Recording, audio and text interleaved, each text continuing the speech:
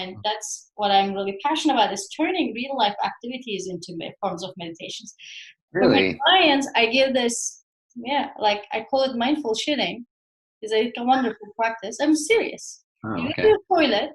That's a wonderful time to like practice the paying attention to the physiological changes, because there's something physiologically happening and there's a dynamic to it. So it's very easy to keep your attention to it.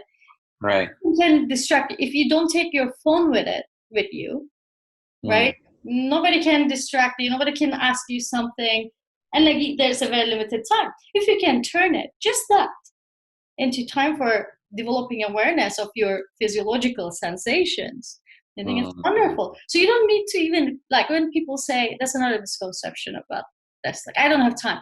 No, you don't need time. You just need to, even if you're not doing formal civic practices, you can turn real life activities into forms of meditation.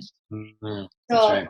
Makes you sense. can do it with eating or drinking. You can do, like, you don't have to be long, like the whole time. But even when I'm doing, like, drinking something, the first two sips, I can Mm. turn it into a mindfulness practice. How would I do that? I Mm. have sparkling water right now, but it's flavored. So I can start with activating all my senses. So I would start with smell and Mm. smell how it, okay, how it smells, rather than automatically chugging it. And then I can look at it, you know, see the qualities, like how many bubbles and what's happening with it. And then I can taste it. Then I can pay attention to the taste. Then I can pay attention to the sensation it creates as it goes down my throat, like that. I can follow up all that sensation, which will develop, again, that awareness of what's happening in my body, awareness of what I'm actually drinking. Mm. And interestingly, they found that overweight people don't have this experience. They are cut off from the sensations of that experience.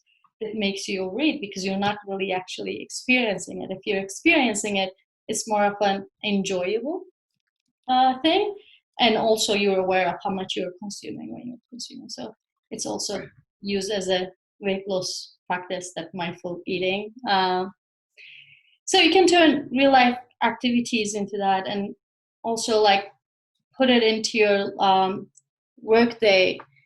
It's great to do like a 2 minute before meetings, and I encourage people to do it like at the start of their meetings as a team, the internal meetings.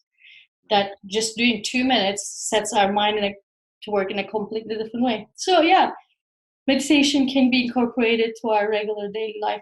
It doesn't have to be necessarily sitting.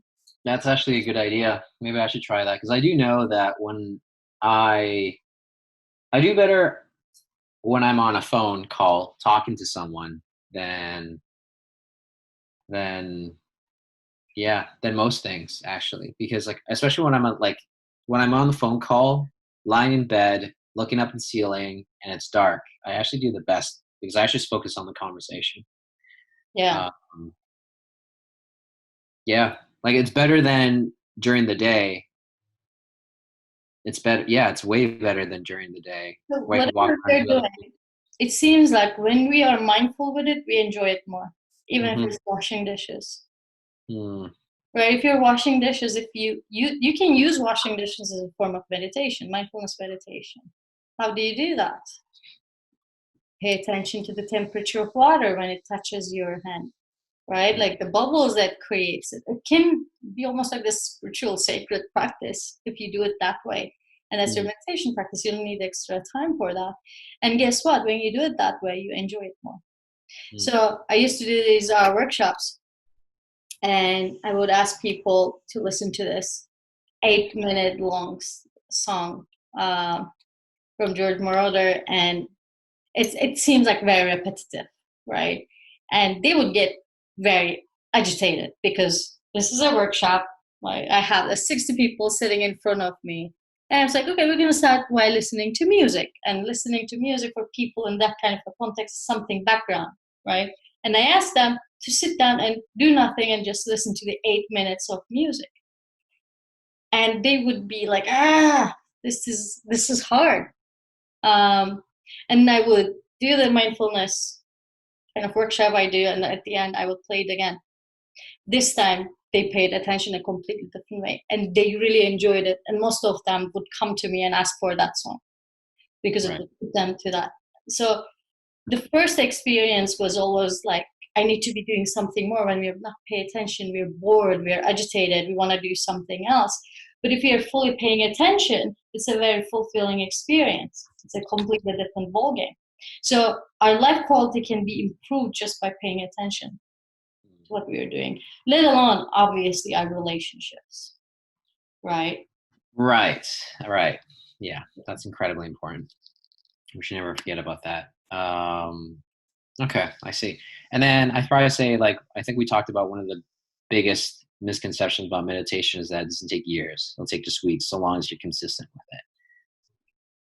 Yeah, you're going to have, I think, immediate benefits even at the beginning if you do it like for a few weeks. And sometimes, again, you may have benefit just doing it, may feel really, really good. But it's not necessary. If you're not feeling really good, it's not because there's anything wrong going on. Sometimes you're going to enjoy it, sometimes you're not going to enjoy it. And sometimes you're going to be in a good place for doing it, sometimes you're not going to be doing it. But, if you want to kind of change your life fundamentally through changing your brain fundamentally and improve your abilities emotionally, cognitively, socially, then this is the best way to do it. And it works. There's so much research right now that supports this. Besides the thousands years of practices of humanity, look at every spiritual tradition of earth. They have a form of meditation. Mm-hmm. It's like Yeah. we think about wisdom, but it's not every single tradition has a way of meditating and mental training.